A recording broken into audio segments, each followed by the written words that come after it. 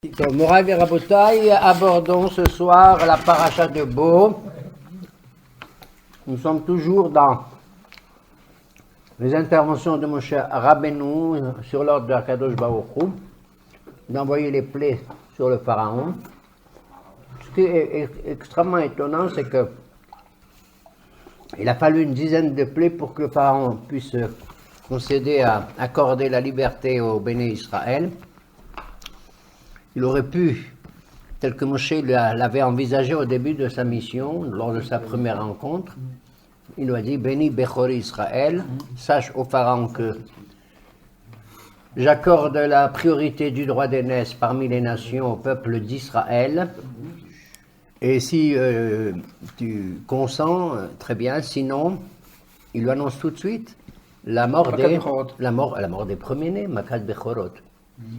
Et ça n'a pas du tout dissuadé le pharaon. Et on se pose la question de savoir qu'est-ce qui endurcit tellement le cœur de pharaon, à tel point qu'il a fallu vraiment 10 plaies qui ont littéralement appauvri l'Égypte, et qui l'ont pratiquement détruite, pas seulement sur le plan économique, mais sur le plan aussi de la végétation, et sur le plan psychologique, et même sur le plan des effets néfastes que aussi bien le sang dans le Nil, Dam, Tsefardé, Akinim, Arov, Deber, Shehin, Baradar, Bihush, Mekad, Bichorot. La totalité, je dirais, de l'environnement qui permet justement une existence sereine a été amputée, a été ulcérée, à tel point que dans la Haggadah, nous prévoyons cette gradation des 10 plaies. Au nom de Rabbi Yehuda, Hayanoten Bahem, Simanim, Detzar, Adash Be'ahab. On voit qu'on associe les trois plaies et les 4 dernières. Detzar, Dam, Sephardi, Akinim, etc. Pourquoi est-ce qu'il donne des Simanim? Est-ce qu'on a besoin des Rachet Tevot? On est capable de le faire tout seul, Nachon. L'intention de Rabbi Yehuda dans la Haggadah est de nous dire qu'il y a un rapport entre les 3 premières plaies ensemble. Dam, Tsefardé, Akenim ont porté atteinte à l'élément eau, à tout ce qui est liquide, puisque le Nil est transformé en sang. Les Tzfardéim, les grenouilles, proviennent aussi de la mer, du Nil lui-même. Tout ceci avec un vent qui vient de Qadim, le vent d'Est, qui les amène. Et Kinim, c'est les poux, Nachon, qui proviennent aussi de ce mélange de glaise avec l'eau, d'accord? Donc le Detzar porte atteinte à l'élément eau. Adash, Arov, Deber, Shehin porte atteinte à l'élément terrestre, puisque c'est les bêtes sauvages, la peste, et Shehin, les pustules, d'accord? Les cédères. Et le 3e point, c'est Be'ahab, Barad Arbe Hoshech. Barad Arbe Hoshech, c'est l'air, n'est-ce pas? La grêle qui tombe d'en haut. Arbe, les sauterelles, et Hoshech, les ténèbres. D'accord? Donc on voit qu'il y a ici, Hachem porte atteinte à ces 3 éléments. Et le dernier d'entre tous, c'est Makat Bechorot, c'est le plus élevé de tous. C'est porter atteinte aux prémices même de l'existence. Ici, les Bechorot représentent les prémices de la première, ce qu'on dit du Bechor. Bechori, Ata Reshit Oni. Toi, mon aîné, tu es les prémices de ma force, de mon énergie. Nachon. Il y a, de la part du pharaon, en dépit des atteintes qui lui sont portées, une volonté de comprendre quelle est la nature de ce Dieu. Est-ce qu'il étend son pouvoir dans tous les domaines? On sait que dans le monde païen, il y a différentes divinités qui ont la maîtrise sur certains éléments. Il y a le dieu du soleil, le dieu de la lune, le dieu de la mer, le dieu de la montagne, le dieu des océans, etc., etc. À tel point, quand Moshe Rabbeinu lui dit, mais Elohé Ivrim, Shelahani, c'est le dieu des Hébreux, on doit savoir, les dieux des Hébreux, quel est le premier homme qui porte le nom de Ivrim? Abraham. Or, il était bien entendu un peu partout dans le monde de l'époque qu'Abraham est le père du monothéisme et que ce Dieu, c'est le Dieu qui réunit la totalité des pouvoirs en lui-même, n'est-ce pas?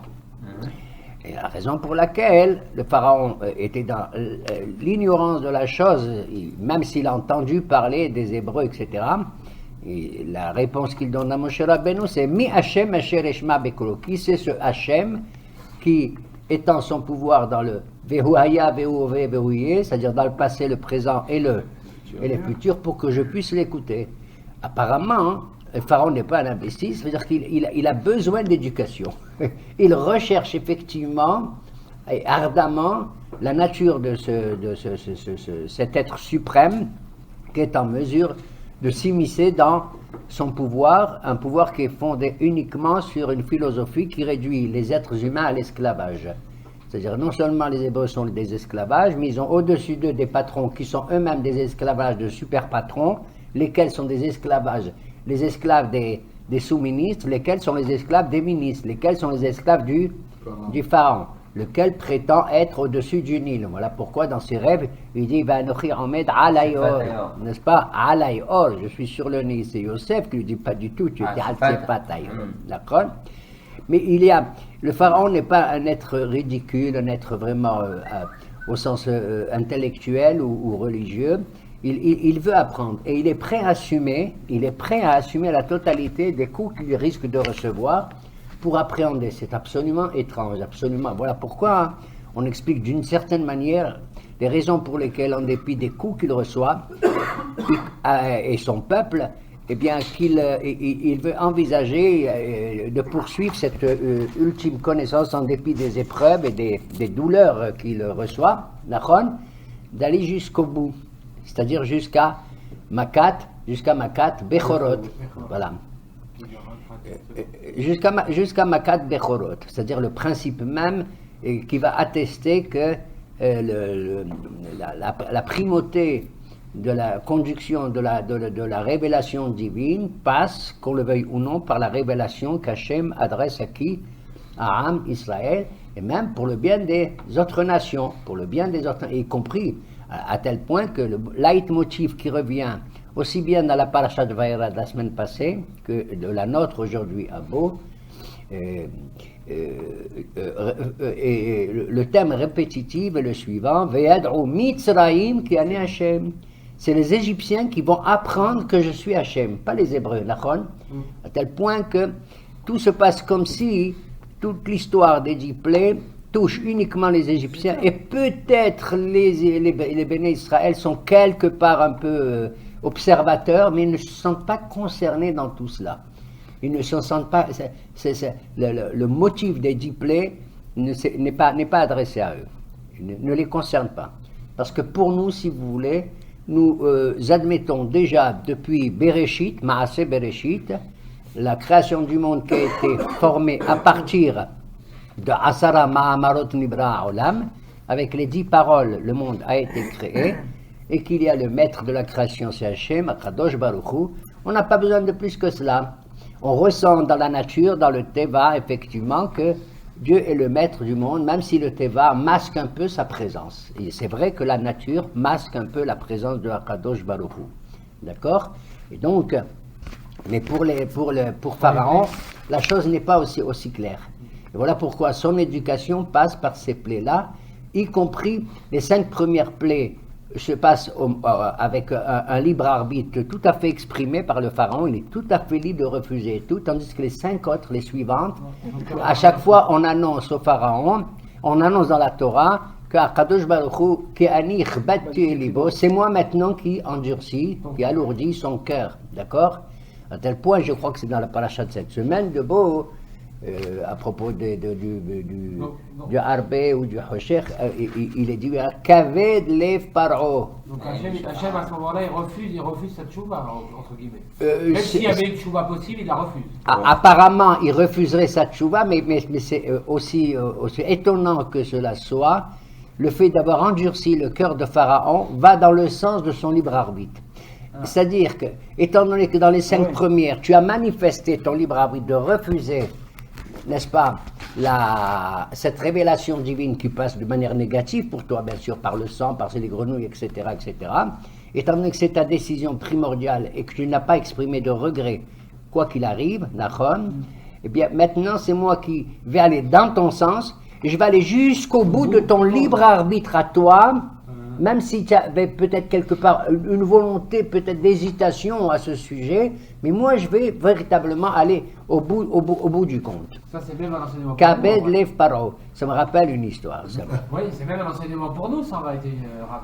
Parce Bien que Kadosh Baruch Hu, ça veut dire que même nous, dans notre derrière, on veut aller, lui, il va nous emmener où nous on veut Bien aller. entendu, Arambam dans le Chot Tshuva l'a exprimé de manière très claire, n'est-ce pas? Voilà. Celui qui dit je fais un péché, après je fais tchouva, je fais un péché, je fais tchouva, on ne lui donne plus la possibilité de faire teshuva d'une certaine manière. Même si, au dernier degré, la personne arrive à l'extrême, on dit que de toute manière, Hachem, au dernier moment, il va consentir à accepter cet homme, mais au bout d'un terme, au bout d'une longue période, pour ainsi dire. Au bout d'une longue période. Kaved lev paro. Ce sujet, on raconte une histoire dont le titre serait, pour ainsi dire, Kaved. Qu'est-ce que ça veut dire Kaved? C'est le foie. Lev, c'est le cœur. C'est-à-dire que le cœur du pharaon ne fonctionnait pas comme un cœur, mais comme un foie. Quand tu prends un cœur et que tu veux le cuire, il devient de plus en plus tendre. Tu le passes dans le feu, tu le mets, il devient de plus en plus tendre un cœur. Il réagit comme il convient. Tout à fait. Mais si tu prends le foie il durcit au contraire. Parce que bien sûr, il contient du sang, bon, pour des raisons physiques, bon, on le comprend. Ce sujet, on raconte une histoire à ce sujet. On raconte l'histoire d'un jour que le roi, mais il s'agit ici du roi des animaux. C'est qui? C'est le lion. Il était sur son carrosse et il était dirigé, son cocher, c'était un renard. Et il circulait. Et à un certain moment, ils arrivent devant une frontière, une rivière qu'il fallait traverser. Mais en l'occurrence, il y a un gardien qui fait payer un droit de péage. Nachon? Or, le gardien, en l'occurrence, c'était un âne, un hamour. D'accord? Alors, les gens qui passent, ils doivent payer 50 shekels pour traverser et c'est tout. Maintenant, le roi des lions arrive, le roi, tout simplement, avec le choual, le renard, ils approchent et le renard dit à l'âne, il dit, oh, on veut traverser. Ah, il n'est pas question. Comment il n'est pas question? Il faut payer. Il dit, comment il faut payer? Il lui a dit, c'est un décret légal de la part du roi. Il a dit, oui, mais du roi. Mais c'est le roi qui est là dans le carrosse, le roi des animaux. Mais c'est lui en personne qui tu vas lui faire payer. Il dit, pas question, je m'en fous. La loi, c'est la loi. Dur à l'ex, cède l'ex. La loi est dure, mais c'est la loi. Alors le choual, le renard se tourne vers le lion, il dit, mais majesté, voilà ce qui se passe. On ne peut pas traverser si vous ne payez pas le péage. Quoi? Le lion rugit, qui c'est qui n'a pas peur? Toi un peu le lion, tout ça. Il dit, mais qui c'est ce gardien? Il dit, c'est le hamour là. Le hamar. Il a dit, le hamar? Il a dit, oui. Il a dit, allez, bon, allez. Il saute sur l'âne, il le coupe en 1000 morceaux. Tout de suite, il le déchiquette. Maspique. Maintenant, le miskin, l'âne est mort. Qu'est-ce qu'il fait le choual? Il a faim, il se met à manger. Et qu'est-ce qu'il adore le choual? Il adore le cœur surtout. Il aime le cœur. Il a pris le cœur de l'âne et s'est mis à le manger. Maintenant, le lion, il arrive et dit, dis-moi, moi aussi je vais manger. Oh. Il dit, qu'est-ce que vous voulez, majesté? Il dit, je voudrais manger le cœur. Il dit, majesté. Un hamar comme ça, il a du cœur, il n'a pas de cœur. C'est pas possible. Si vous voulez, je vous donne son kabet, kebda, je donne le foie. Il a dit, comme ça, je crois qu'il a du cœur. Il dit, bon, il n'a pas de cœur. Ah oui, c'est vrai. C'est vidéo quand on a d'après le Midrash, kaved, lève paro. Le lève de paro, c'est en vérité du kaved, c'est du foie. Ah, ça, c'est l'histoire, je vous ai raconté ça parce qu'on dit toujours il était une fois, etc. Donc, si vous voulez, dans la philosophie de ces 10 plaies, effectivement, d'autant que dans le Betzach Hadash Ve'ahab, toujours, Rabbeinu Behaye le rappelle et d'autres aussi, les 2 premières plaies ont été faites Behatra'a, c'est-à-dire après avoir averti le pharaon. Il a dit attention, si tu ne fais pas attention, je transforme le Nil en sang. À tel point qu'il demande à qui? À ces Hartoumim, ces magiciens, d'en faire autant. Qu'est-ce qu'ils font? Des idiots. Qu'est-ce qu'ils font? Avec leur main, tac, ils transforment aussi le sang. Dites-moi, franchement, quand tu veux lutter contre un ennemi, il te transforme le haut en sang. Quelle est ton intention à toi? Tu appelles tes magiciens, tu leur dis... sang pour refaire de l'eau. Tu le transformes en eau. La logique, c'est quoi? C'est de faire en sorte qu'eux, ils soient capables de transformer ce sang même en eau. Non. Pour dire comment quand la personne, elle est comme ça, endurcie et tout, dire, on va faire exactement la même chose pour lui prouver. Il y en a même dans le Midrash qui raconte qu'il n'a même pas pris des magiciens qui ont la licence ou le doctorat pour faire ça. Il a pris des enfants du Gan des Égyptiens. Il a dit chez nous, ils ont dit, dis-moi, tu es venu apporter de la poussière dans Ophraïm. Ophraïm, c'est un endroit où on vend de la terre. Il dit, tu es venu chez nous, c'est nous les maîtres de la magie, c'est nous les maîtres et tout. Alors, on peut te dire, allez, on va prendre les enfants de Kita Aleph, les enfants de Kita, et là, les enfants, allez, en avant. Et les enfants, ils ont fait ça. Alors, les deux premières, comment on appelle, plaies, Dam et Tzfardia, Moshe Rabbeinu, il a fait une hatra. Au nom d'Hachem, je t'avertis. Les Tzfardiaim, les grenouilles, il y a un pasouk là-bas qui dit la grenouille s'est élevée du Nil poussée par les vents de Ruach Kadim, les vents d'Est. Et d'après le Midrash, on raconte pourquoi c'est au singulier. La grenouille s'est élevée. Qu'est-ce qu'ils ont fait les Égyptiens? Ils ont vu une grenouille, ils ont dit on va la tuer, on va la frapper. Elle s'est doublée en deux. Ils frappent les deux, il y a 4. Ils frappent les 4, il y en a 8, mais etc. La question se pose pourquoi ils ont frappé autant de fois. Pareil que pour l'histoire du sang. Voilà. C'est pareil que pour l'histoire. Et en même temps, il y a aussi, j'ai entendu moi, comme quoi ils se sont dit, quitte à mourir, autant que les Juifs aussi meurent avec nous. On va en faire des millions, comme ça on ne sera pas les seuls à mourir avec ça. On rapporte qu'avec l'histoire du sang, etc., certains Juifs se sont terriblement enrichis, parce que les Égyptiens, on ne peut pas durer sans boire. Plus de 3 jours, c'est pas possible. On ne peut pas. Et à tel point qu'ils voulaient boire et ils n'obtenaient dans leur verre que du sang. Et il n'y a que les béné Israël qui avaient de l'eau. Et alors ils en profitaient pour les vendre, pour vendre un verre à 100 shekels, à 200 shekels, etc. Mais quand ils vendaient après ça, comme si c'était quand ils vendaient, ça restait... comme si c'était de l'évian ou je ne sais plus quand comment. Quand ils leur piquaient, au moment de piquer, c'était de l'eau. Pour boire, eux, c'était du sang. Ils devenaient fous. Mais quand ils achetaient avec du kesef, ça restait de l'eau. Et voilà. Pourquoi les poissons, ils ont péri? Qu'est-ce qu'ils ont fait, les poissons? On m'a posé la même question, j'étais dans l'incompétence de répondre à ça, parce que là-bas, le texte dit Vatibash, le Yehor, c'est littéralement. Séché. Non, Vatibash, c'est pas seulement séché. Ba'ash, c'est comme Ba'as en arabe. Ça veut dire il a une très mauvaise odeur. Et contagieuse qui a touché les poissons. Watamot Daga. Voilà, il me dit. Toute la poissonnerie a été touchée. On m'a posé cette question, qu'est-ce qu'ils ont fait, meskenim, les pauvres poissons? Qu'est-ce qu'ils ont fait? Le Maboul, ils n'ont pas été détruits. Oui. Qu'est-ce que... Ils ont mangé les corps des enfants. Ça va, si tu veux, dans le même sens. Étant donné qu'on voulait priver les Égyptiens d'eau, de la même manière, on voulait les priver aussi de cette nourriture que représentent les poissons. C'est la seule réponse. Elle n'est pas tout à fait claire, tout ça, mais ça va dans le même sens. Étant donné que l'élément naturel des poissons, c'était le sang. Et pour prouver que ce sang était néfaste, qu'il était quelque part néfaste, il a aussi empoisonné quelque part. Il a empoisonné quelque part les. Il a empoisonné les eaux. Donc, les deux premières plaies. Mais si on dit ça, hein, pour le Maboul, quand l'eau était bouillante, pourtant ils ne sont pas morts, les poissons. Pardon? Dans le Maboul, quand l'eau était bouillante, les poissons ne sont pas morts. Oui, mais ils ont trouvé les refuges quelque part ailleurs, tu as raison. Et il y avait des domaines où l'océan était refroidi. Ils avaient la possibilité de se réfugier ailleurs quelque part. C'est vrai qu'il y avait de l'eau bouillante qui venait du ventre de la terre, et puis là-haut, etc. Et effectivement. Donc, on ne peut pas répondre à toutes les questions, effectivement. Il faut chercher, à nous chercher. Oui.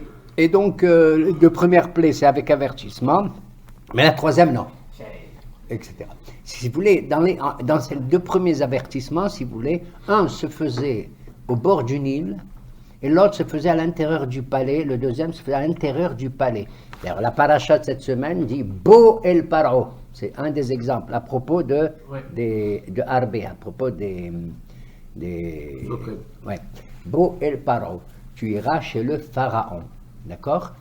Et donc, pour montrer quoi? Ça veut dire pour montrer qu'aussi bien à l'extérieur du pouvoir pharaonique égyptien qui mettait sa confiance dans le Nil. D'ailleurs, le prophète Ézéchiel a dit plus que ça. Il a dit le pharaon s'appelle le Tanin Agadol, le grand Léviathan, pour ainsi dire. Li Yeori Ani Asitini. Le Yeor, le Nil m'appartient et je me suis fait moi-même. Seulement, il savait que c'était un être humain de toute façon, qu'aux yeux des Égyptiens, il prétendait être une espèce de divinité. Et il allait en cachette le matin, il faisait comme on appelle les vatikines, mais pas dans le sens où nous on fait les vatikines, vous voyez ce que je veux dire, hein? Il allait pour Hachek subvenir à ses besoins naturels. C'est intéressant qu'il écrit que Kadosh Baruch Hu, quand il parle à Moshe, il lui dit Bo el Paro. Il ne dit pas l'air les Paro. Ça veut dire qu'en fait, Kadosh Baruch Hu, il lui parle de chez Paro. Oui. Il est là-bas. En fait, il est là-bas. Puisque c'est à Paro que tout se passe. Le principal intéressé dans tout ça, c'est Paro. Il est là-bas, Kadosh Baruch Hu, et Moshe, il vient pour le vient chez le pharaon, oui, au lieu de dire l'air, effectivement, il aurait dû lui dire va chez le pharaon. Le fait de lui dire viens, ça veut dire que Kadosh Baruch Hu se trouve aux côtés du pharaon. N'est-ce pas? Oui, mais quand tu dis l'air, c'est quand il est au bord du Nil. Bo el Paro, d'accord? D'une certaine manière, si vous voulez, Kadosh Baruch Hu se trouve aux côtés, mamash, aux côtés du pharaon, il peut être le témoin même du haut du ciel, il n'y a pas de problème.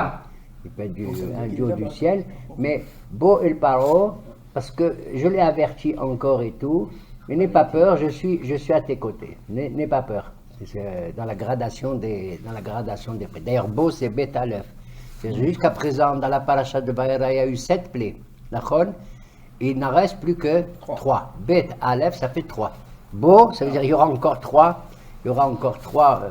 Donc la troisième plaie, elle est adressée sans aucun avertissement. La première à l'extérieur et la seconde à l'intérieur. D'accord? C'est-à-dire pour montrer qu'il a aussi bien dans son pouvoir qu'il exprime à l'extérieur que dans celui où il semble, dit le Midrash, être à l'abri dans son palais pharaonien, il est à l'intérieur de sa puissance, de sa gloire et tout, et bien la plaie se sera également annoncée. Et même quand Moshe Rabbeinu veut prier sur les instances du pharaon pour enlever telle ou telle plaie, il lui dit Ketseti et Taïr. Je ne peux adresser mes prières qu'à l'extérieur de la ville, parce que je ne peux pas prier là où il y a toutes les abominations de la mythologie égyptienne et de toutes ces sculptures païennes, etc., etc., etc. D'accord? Ah, c'est de là qu'on apprend qu'on ne peut pas prier devant une Torah. De là qu'on apprend, oui, qu'il ne faut pas effectivement prier devant une Torah. Oui, bien sûr. C'est évident, parce que l'effet, même imaginaire ou l'image qu'il y a, risque de tromper, de torturer l'esprit, n'est-ce pas, dans un mauvais sens. C'est tout à fait vrai. Et donc, c'est pareil. Qu'est-ce que tu veux dire par Toeva? Pardon? C'est quoi la Toeva, une abomination. Non, mais c'est quoi le dougma de Toeva? Une dougma, c'est devant un truc païen. Ah, c'est ça une Toeva? Oui. Par exemple, non, c'est pas. Un exemple. Il n'y a a pas que ça. Il y a aussi Toeva.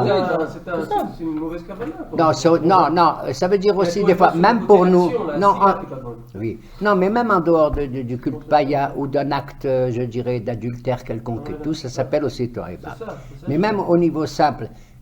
Pour nous, on n'a pas le droit de faire la prière ou de réciter le schéma lorsque tu vois devant toi, à moins de 4 amot, 4 pas, 4 coudées plutôt, un déchet humain, les tzrachim de l'être humain. Et il y a des halakhot très multiples à ce sujet pour voir si l'odeur elle est là, pas là, si c'est derrière une vitre, pas une vitre, etc. Mais, voilà. Et donc, 2 avec avertissement, 3e sans avertissement, Detzach. Adash, pareil. Arov et Deber, avertissement, et Shin, sans avertissement. Et c'est pareil pour les. Donc, si vous voulez, les autres groupes.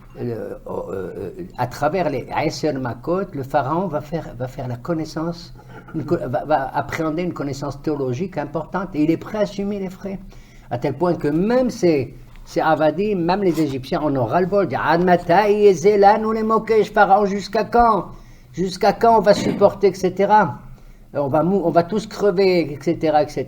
Et lui, il persiste dans son incrédulité. Pas son incrédulité, mais dans le durcissement de son cœur, c'est-à-dire l'envie de connaître qui est ce Dieu va tellement très, très, très, très loin, béhémet. À tel point que même dans la Shirat Hayam, qu'on verra une autre fois, si Dieu veut, dans la paracha de Béchala, quand on dit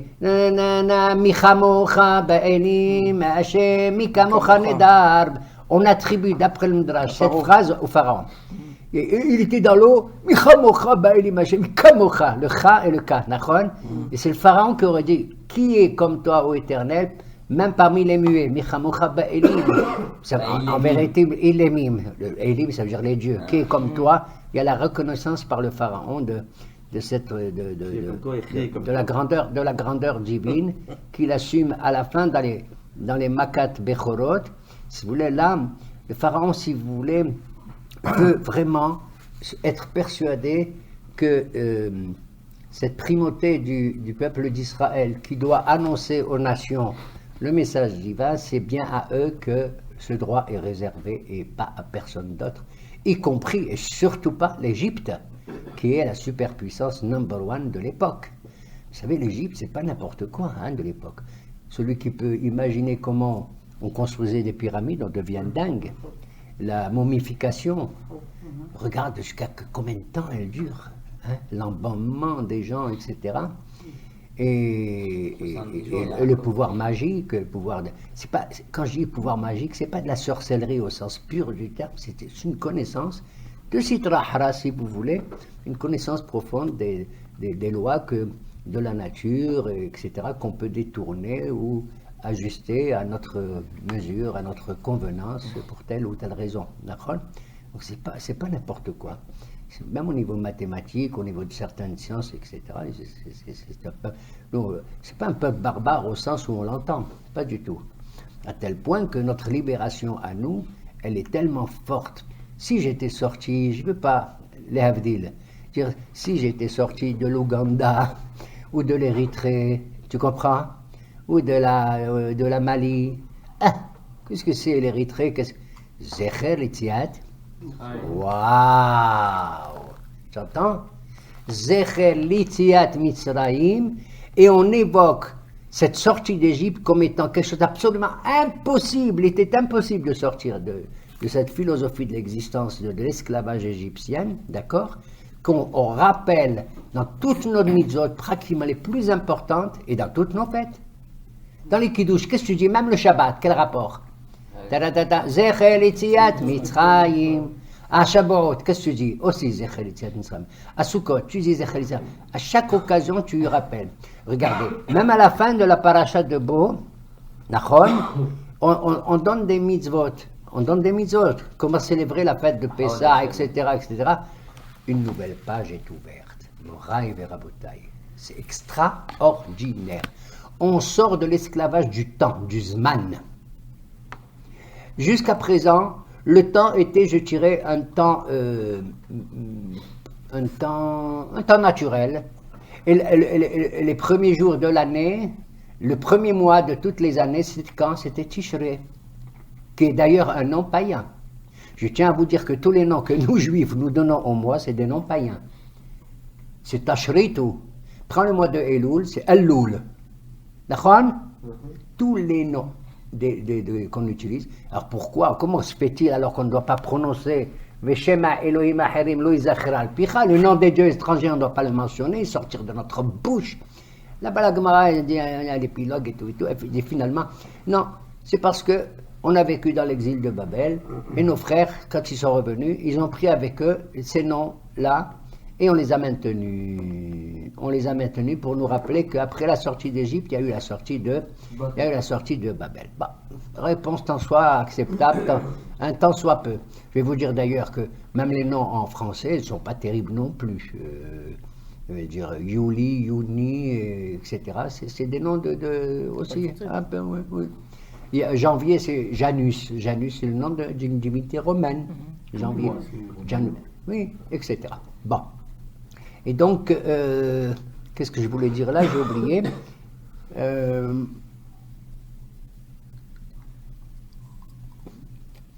Oui, Zecher Yetziat Mitzrayim. Donc, c'est quelque chose d'absolument impossible, incroyable. À tel point qu'en vérité, on ne se rend pas compte. Parce que normalement, le but de la sortie d'Égypte, ce n'est pas la sortie d'Égypte. Si tu dis, mon Dieu, je te remercie, Zecher Yetziat Ki, Israël, en souvenir de la sortie d'Israël, Mi-Mitzrayim, de l'Égypte. De l'Égypte, d'accord? C'est pas logique, c'est pas grammatical de dire Yetziat Mitzrayim. Or, Yetziat Mitzrayim, ça veut dire quoi? La sortie de l'Égypte. Faire sortir ce peuple extraordinaire, entre guillemets, en tout cas super puissant, lui-même, pas physiquement, géographiquement de son pays. Yetziat Mitzrayim, c'est faire sortir l'ensemble des esclaves de cette philosophie atroce, faire sortir les Égyptiens eux-mêmes, de quoi? Du régime égyptien, de cette philosophie de l'existence. Et on dit Zecher Yetziat Mitzrayim. Et à tout bout de champ, on le rappelle, à la fin de la paracha de Bo d'ailleurs, dans un certain nombre de mitzvot qui sont liés à la fête de Pessah, je veux dire, une nouvelle page est ouverte. On sort de l'esclavage du temps, de ce Chodesh Tishri, qui a été considéré pour toutes les nations pratiquement à l'époque de Rosh Hashanah, de début du temps, d'accord? Et nous avons un témoignage qui est connu, je veux dire archéologique, qui est connu. Vous avez entendu parler du roi Hammurabi, à peu près du temps d'Abraham, Mashokazé. On a des lettres du roi Hammurabi, on a retrouvé, dans lesquelles il demande, pour des raisons d'ajustement du climat, de son temps, d'ajouter un second mois dans l'année pour que le temps soit plus clément. De quel mois il s'agit là-bas? Du mois de Elul. Non, du mois Elul, afin que la nouvelle année puisse être un peu plus clémente pour la nouvelle année. Elul précède Tishri, d'accord? Il y a Elul Aleph et Elul Bet. Alors que nous, c'est quoi? Adar Aleph et Adar Bet. Qui précède le mois de quoi? Adar Bet précède quoi? Nissan. Le mois de Nissan. Une nouvelle page du temps est ouverte. Les Juifs ont annoncé le printemps de l'humanité, Chodesh Aviv. Et dans cette paracha, oui monsieur, dans cette Aviv, d'ailleurs c'est Av Yudbet, Aviv, Alef Bet Yudbet, c'est le père des 12 mois. On va réajuster une nouvelle philosophie du temps, du Zman.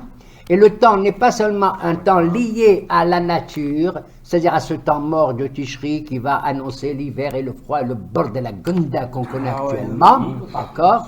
Mais Gunda, ça veut dire un froid glacial, monsieur. C'est un terme classique en yiddish. Bord et Gunda, c'est du yiddish. Vous entendez? You want that I say in English? What a bird and the gando. Bird, c'est l'oiseau. Faut suivre. Bird. Donc, en fin de compte, tout. Et donc, non, mais tu vois la fin de Parashat Bo, qu'est-ce que ça vient faire ici? Vayomer vadaber Hashem el Moshe vel Aharon. Achodesh hazeh lachem. Rosh Chodashim. Rishonu lechodesh Hashana. Il répète, c'est un peu lourd, hein? Oui. Je mets l'accent, Baba. C'est Papa Shmuel là-bas? Oui. Je mets l'accent, monsieur. Ce mois-ci, c'est-à-dire le mois qui va arriver, le mois de Nissan, juste celui qui va annoncer dans le cœur du mois de Nissan, ça va être la sortie d'Égypte. Achodesh hazeh lachem, pour vous, Rosh Chodashim et le début de tous les mois. Rishonu lechol chodesh hashana. Et voilà comment vous êtes, dans quel cadre humain et temporel, et philosophique, et théologique, et tout ce que tu veux. Tu vois, on a généré, fait engendrer, accoucher, même dans le temps, un nouveau temps. celui du printemps. C'est pas l'eau. C'est pas le temps de la mort, le temps de Gunda, du bird, d'accord, mais c'est le temps où tu vois la nature qui redonne sa floraison, etc. Et tout le monde est heureux, tout le monde, etc., etc. Hodesh, d'ailleurs, le mot Hodesh, moi en hébreu, qu'est-ce que ça veut dire? Le moment. Hodesh, le mois. Hadash.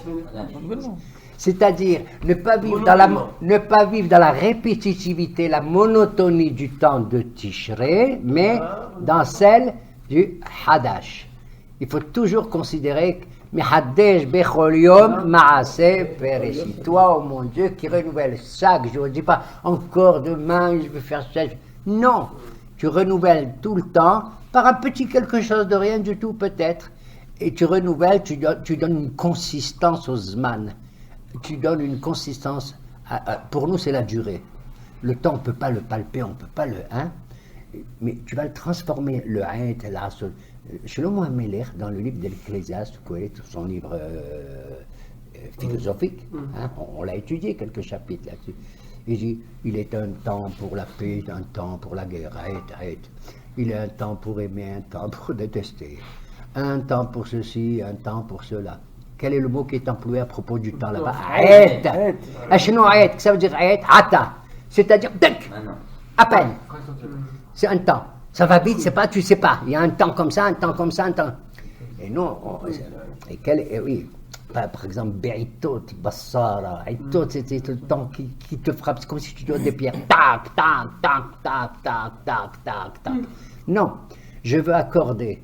Pas un temps où c'est positif, un temps où c'est négatif, un temps pour aimer, un temps pour détester. C'est affreux.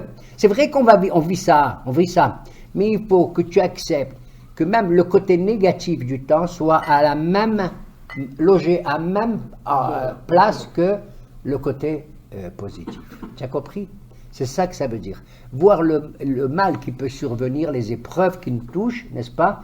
Et savoir que derrière toutes ces épreuves et ce mauvais temps, entre guillemets, il n'y a pas de temps mort, comme on dit chez nous, d'accord? C'est souvent ce que je dis quand je fais l'éloge funèbre de quelqu'un, le pauvre. C'est pas vrai, je dis pas ça, c'est comme ça. Je dis ça qu'au vivant. Je dis que ça donne pas envie de mourir, crois-moi. Bon, d'ailleurs, je vais te dire, c'est là-bas où quand tu parles, personne ne te fait une remarque ni une critique, tu es sûr. Maman, c'est sûr que ça va. Et donc, ce Aït-là, il va être transformé philosophiquement par plutôt la durée. Et la durée, c'est entre un temps là et un temps comme ça. La durée, d'accord? C'est la seule manière d'appréhender pour nous en tant qu'être humain, qu'est-ce que c'est que le temps. Le temps de un millionième de seconde, tu ne peux pas le vivre ce Aït de Shlomo HaMelech qui est un puissant savant, d'accord? Et puis ça ne m'intéresse pas ce Aït, ça ne m'intéresse pas ce Aït. Aït, c'est cassable, c'est surprenant, c'est improviste et tout. Non, je veux, écoute-moi bien, je veux la durée, je veux le Zman. Le Zman. Qu'est-ce que c'est que le Zman? Quand tu invites quelqu'un, c'est un mezouman, oui ou non? C'est extraordinaire, c'est une rencontre. Tu entends? Le Zman, c'est une rencontre. C'est vraiment une approche, c'est un dialogue. C'est une appréciation de l'un vis-à-vis de l'autre, etc. Vous comprenez? C'est cette rencontre-là qui est à Hodesh Hazelachem, Rosh Hodashim. Que l'être humain n'est pas l'esclave du temps, comme en Égypte. Pour un esclave, tu sais ce que ça veut dire être un esclave? C'est pas seulement de porter des briques et des pierres sur la tête, sur les épaules. C'est ne pas savoir le jour, qu'est-ce que c'est que le jour, pas savoir qu'est-ce que c'est que la nuit, que c'est toujours comme ça. Le temps, c'est la vie. Il faut donc que le nouveau temps que Hodesh Aviv, ce soit l'homme qui maîtrise le temps et pas le temps qui te maîtrise. Tu as compris? Très souvent, tu entends les gens, on s'entend dire, les gens, oh là, j'ai pas le temps. Tu entends? C'est affreux de dire ça. On n'a jamais le temps. J'ai pas le temps. J'ai pas le temps, j'ai pas le temps, j'ai pas le temps. Ni de faire ceci, ni de faire cela. Si tu n'as pas le temps, Barmenan, ça veut dire que tu ne vis pas, c'est tout. Tu ne vis pas. C'est le temps qui te poursuit et c'est pas toi qui le maîtrise. Il faut sortir de cette Mesraïm. Qu'est-ce que ça veut dire Mesraïm en hébreu? Masar. Metzar, le détroit. T'entends? Mina Metzar Karatia. C'est ça, Yitziat. Yitziat Misraïm. Mamash, c'est ça, Yitziat Misraïm. Et dans cette paracha, donc, Moshe Rabbeinu reçoit l'ordre c'est le moment d'enseigner Les types, ils sont des esclaves, ils vont sortir. Et ce qu'ils veulent, c'est sortir et manger des glaces, d'accord? Dans le désert, manger de la mangue à tous les goûts et tout. Regarde, des gens comme ça, le soir, le pharaon, il dit, allez, va-t'en, allez-vous-en. Attends, il leur dit, je tremble, Bémet. Il a dit Moshe. Mais tu te rends compte? Le pharaon qui dit, il dit maintenant, ça c'est éblouissant. Vous allez sortir maintenant et tout, parce que, à la vérité, on a ras-le-bol, votre présence, elle est comme ça et tout. Je reconnais votre supériorité quelque part. Oui, Adam, Kane, Hachem, ils le sauront, etc.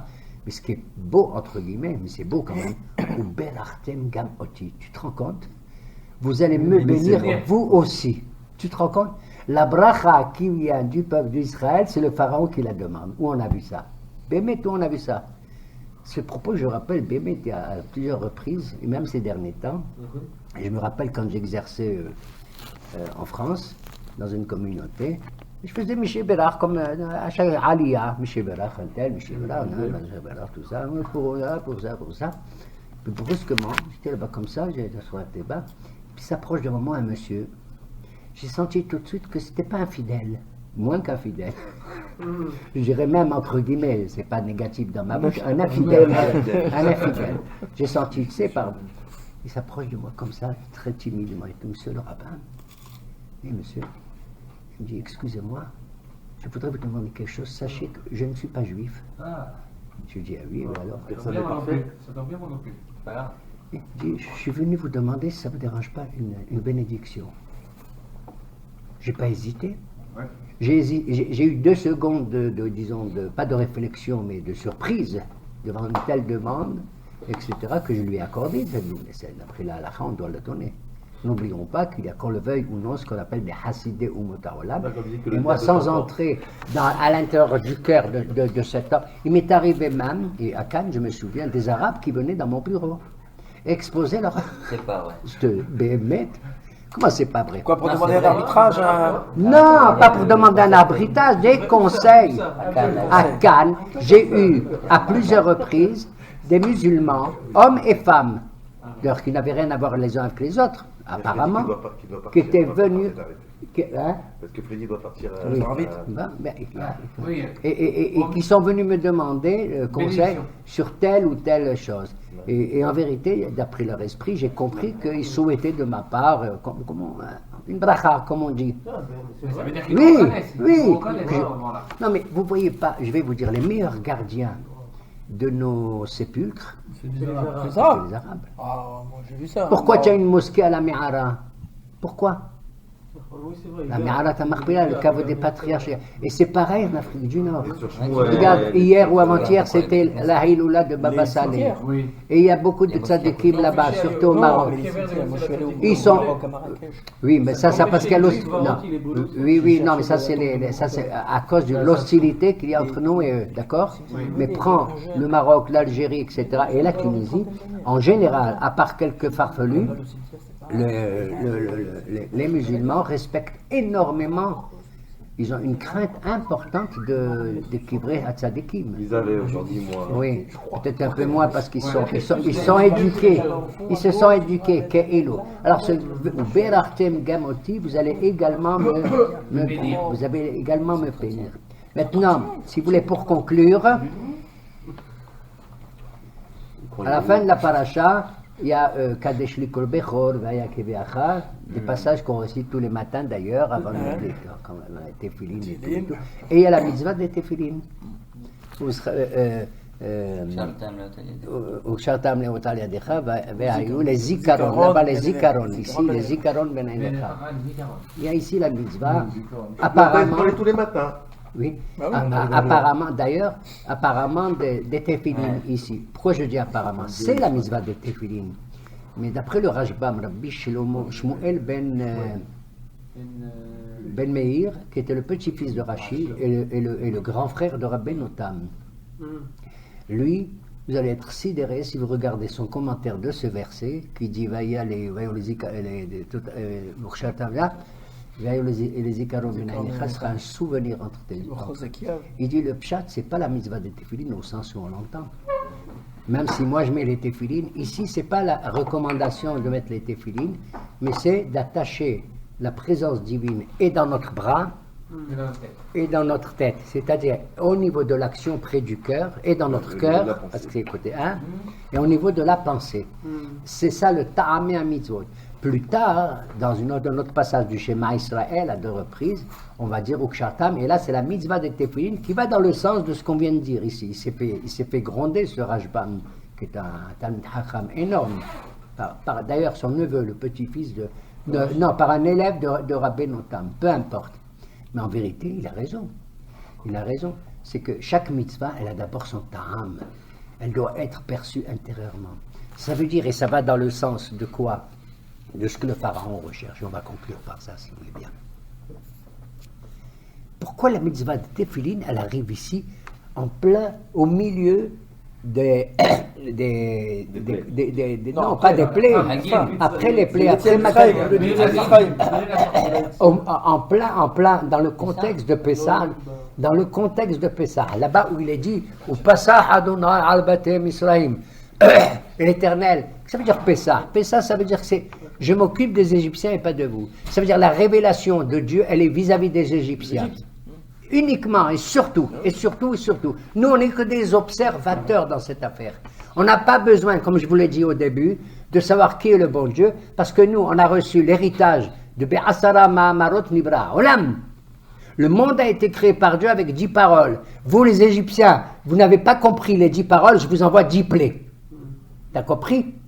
Et plus tard, pour les Juifs, cette révélation se fera de manière transcendantale dans les 10 commandements qu'ils vont recevoir prochainement au mont Sinaï.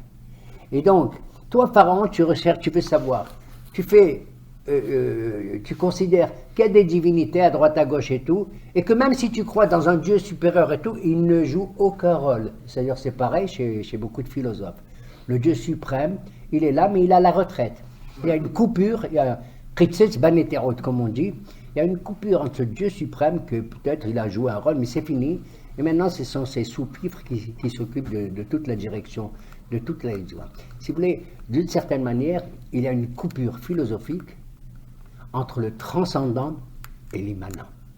Nous, notre Torah, nous enseigne qu'on peut trouver, il y a le Kodesh, à l'intérieur du Kodesh, il y a le Kodesh, à l'intérieur du sacré, il y a le sacré, mais aussi à l'intérieur du Hol, il y a du sacré. D'accord? On fait sortir aussi du hall, du profane, les nitzot, les étincelles qui sont enfermées, emprisonnées, esclaves de la matière, les étincelles, tout ça. Voilà pourquoi cette mitzvah étrange arrive ici maintenant, tu écoutes, de Ukshartam le'ot aliadecha, tu les attacheras dans ton bras, qui est l'immanence, proche, l'action, l'immanence. Tu vois, c'est le bras qui agit, le matériel, mais ils seront également. Il y a un lien entre Tefilin Shel Yad et Tefilin Shel Rosh. Et Rasson que nous portons cette Tefilin toujours pour unifier à la fois le sacré transcendant avec le sacré immanent. Baruch Hashem Le'olam. Amen. Elle est pleine la caméra, elle s'est arrêtée parce que